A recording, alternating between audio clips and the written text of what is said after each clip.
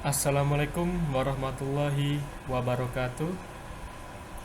Perkenalkan, nama saya Fatkul Khair dari kelas 4B1 Teknik Elektro. Di sini saya dibantu dengan teman-teman saya yakni Yulian Hariski dan Alang Dilan Pratama akan membahas atau menjelaskan materi sosiologi di dalam Al-Qur'an. Langsung saja untuk pendahuluannya, saya akan menjelaskan apa itu sosiologi. Sosiologi adalah ilmu yang mempelajari tentang perilaku sosial antar individu dengan individu lain, antar individu dengan kelompok, antar kelompok dengan kelompok. Manusia sebagai makhluk sosial tidak pernah jauh dengan yang namanya hubungan sosial. Karena bagaimanapun hubungan tersebut mempengaruhi perilaku orang-orang. Sosiologi sebagai disiplin ilmu yang mempelajari interaksi manusia secara luas dan memiliki nilai strategis bagi pengembangan dan penataan kehidupan manusia untuk berorganisasi, untuk bekerja, untuk bernegara. Nah, itu mementingkan sosiologi. Jadi ilmu sosiologi sangat penting bagi kehidupan manusia untuk saat ini. Di dalam Islam, untuk kebaikan hidup manusia, pada Al-Quran, Quran Surat Al-Imran ayat 112 menekankan dua hal pokok saja dalam hal interaksi sosial, yaitu hubungan dengan Allah, hablum minallah, seperti sholat, zikir, dan lain-lain, dan hubungan dengan sesama manusia atau hablum minanas, seperti interaksi sosial, jual beli, atau lain-lain. Nah, tanpa terjalinnya dua hubungan tersebut dengan baik, hidup dan kehidupan manusia terancam sengsara dan hina. Jadi dua hubungan tersebut itu sangat berpengaruh, berkaitan satu sama lain. Nah, di sini saya akan menjelaskan sebuah hadis qudsi yang diriwayatkan oleh Imam Baihaqi. Nabi Muhammad SAW bersabda, Allah hanya akan menerima sholat dari orang yang merendahkan diri di hadapan hubunganku,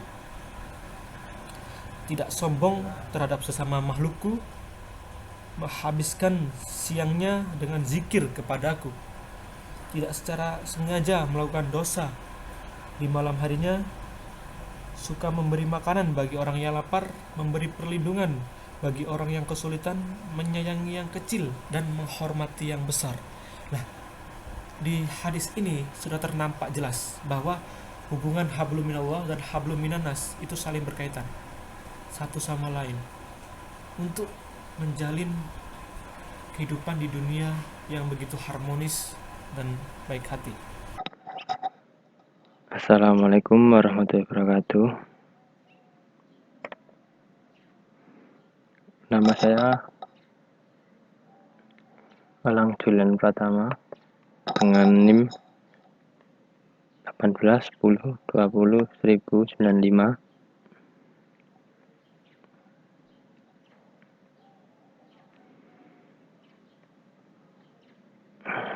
Saya dari kelompok AIK 4 yang dirangkum dengan Mas Haris, Alang Dilan dan Fatul Khair. Oke, yang terjadi saat ini, teori-teori sosiologi yang dikembangkan pada dunia pendidikan Indonesia dibangun atas dasar pengalaman masyarakat barat, sehingga kurang memadai bahkan menyesatkan. Teori-teori tersebut menempatkan agama termasuk Islam sebagai salah satu saja dari institusi-institusi dalam masyarakat.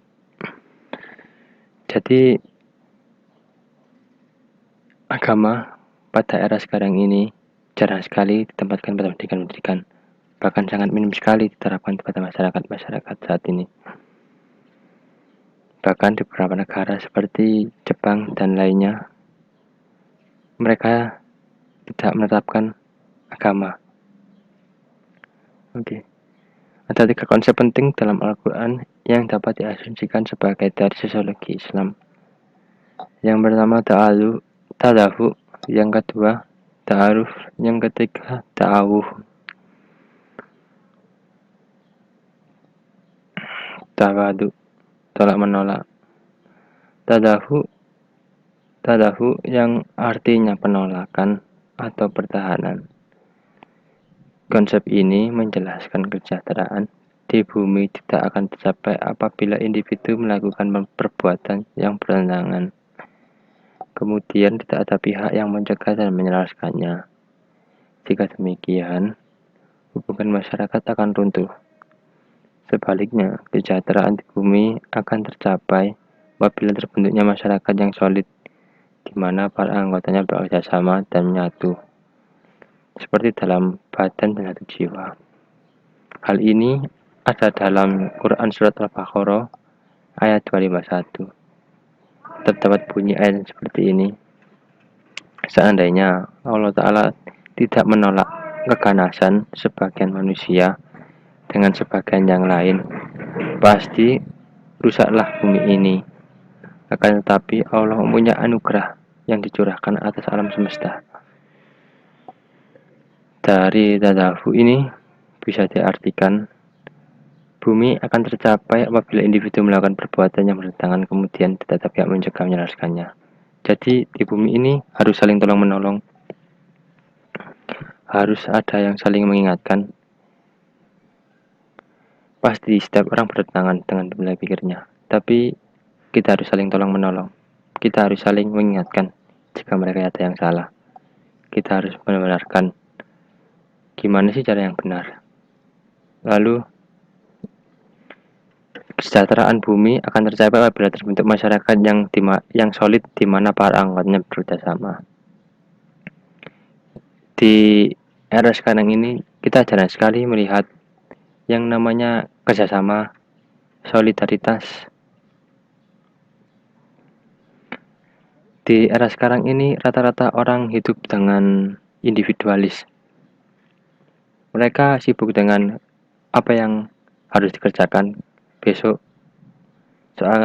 seolah-olah bumi ini hanya milik dia. Itu yang saat ini terjadi. Dalam hal ini kita harus membenarkannya juga. Kita harus mulai merubah. Kita harus kembali pada era-era yang dahulu, yang bergotong royong, yang sering melakukan kerjasama. Ya, seperti hal-hal kecil misalnya bersih-bersih kampung, mengadakan kerja bakti dan lain-lain sebagainya. Lalu menyatu seperti satu badan satu jiwa. Kita juga harus saling mengerti sesama tetangga, sesama teman. Kita juga membenarkan juga gimana untuk jalan ke depannya. Apa yang salah kita benarkan. Terima kasih. Assalamualaikum warahmatullahi wabarakatuh.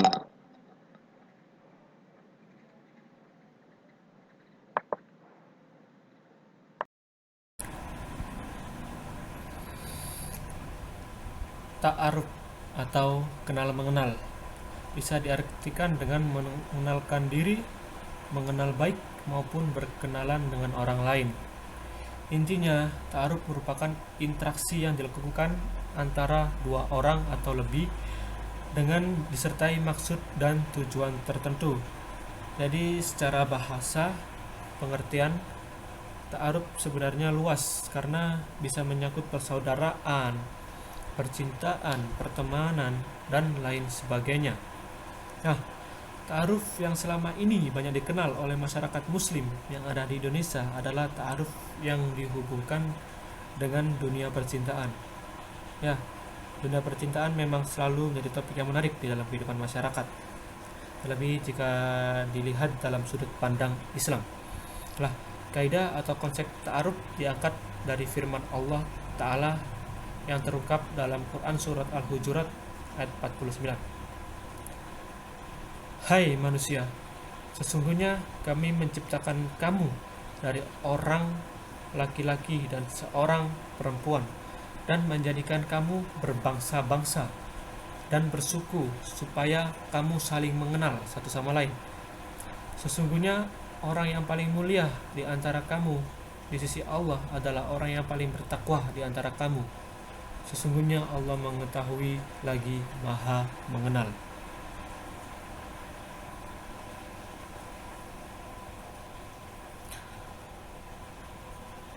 Di dalam pernikahan atau percintaan, ta'aruf adalah upaya untuk saling mengenal antara laki-laki maupun perempuan yang sudah pada kesiapan kematangan diri dalam menuju pernikahan yang sah di mata hukum.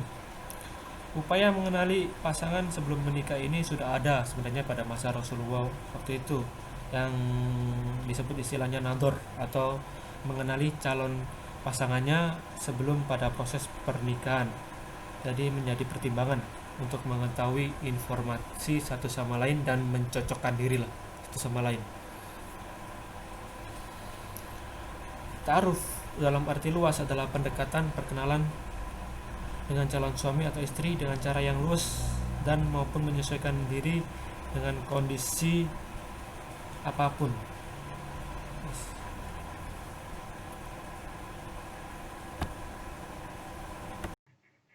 Ya, bismillahirrahmanirrahim. Assalamualaikum warahmatullahi wabarakatuh. Saya menjelaskan atau meneruskan dari yang di atas. Poin ketiga adalah ta'awun, yang artinya tolong menolong. Konsep ini diangkat dari Quran surat Al-Maidah ayat kedua yang berbunyi, saling tolong menolonglah dalam kebajikan dan ketakwaan, dan janganlah saling tolong menolong dalam dosa dan permusuhan. Ya, di sini jelas konsep ini mengakui adanya perbedaan, sekaligus mengakui bahwa setiap individu memiliki potensi dan kekuatan, sekecil apapun itu adanya. Konsep ini menghendaki agar perbedaan potensi dan kekuatan, yaitu keunggulan, kelemahan, kaya, miskin, dan lain sebagainya, itu fungsional secara positif dalam membangun kehidupan bersama yang harmonis. Konsep ta'awun ini memiliki makna yang komprehensif dan sistematik. Itu mengapa sebagian ulama tafsir menafsirkan sebagai prinsip besar dalam kehidupan secara menyeluruh. Begitu. Dilanjutkan, hadis dari Nabi Muhammad SAW menganalogikan ta'awun sebagai suatu bangunan yang saling menguatkan atau badan. Apabila ada bagian yang sakit, rasa sakit tersebut akan terasa oleh bagian yang lainnya. Itu. Tubuh manusia secara mikro merupakan representasi dari alam secara makro. Munculnya gerak sederhana dari manusia merupakan hasil perpaduan dan kerjasama yang kompleks dari berbagai unsur dan elemen yang ada dan terlibat di dalamnya. Semua bekerja secara sistematik sehingga menghasilkan gerak harmonis melalui proses alamiah yang sangat rapi dan terencana. Semuanya memiliki batas-batas yang jelas untuk menjaga keseimbangannya. Ada sekitar 9.000 kuncup rasa pada lidah manusia, di mana setiap kuncup mendapatkan tugas yang untuk menangkap jenis rasa tertentu, masing-masing tersambung kepada atau melalui yang senantiasa bekerja dengan cepat dan tepat. Semua bagian dari tubuh manusia memiliki tugas yang jelas dan tersambung kepada pusat komando yang mampu mengkomunikasikan dan mengintegrasikan secara cepat dan tepat, sehingga muncul respon atau tindakan yang tepat. Itu.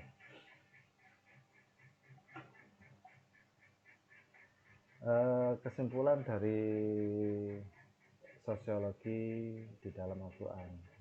Sosiologi dalam pengertian yang luas adalah ilmu yang mempelajari segala interaksi individu dalam bermasyarakat.